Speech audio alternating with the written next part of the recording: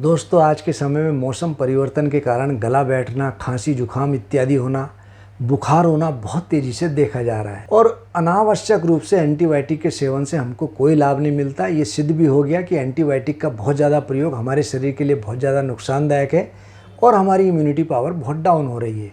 आप बिल्कुल परेशान ना हो। सितारी वटी की 2 गोली और व्रतवासावले के 1 चम्मच दिन में 2 से 3 बार यदि हम गर्म पानी के साथ सेवन करते रहें तो इस बीमारी से हमको निश्चित रूप से तो मुक्ति मिलती ही है।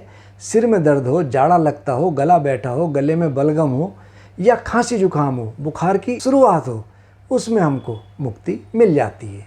धन्यवाद।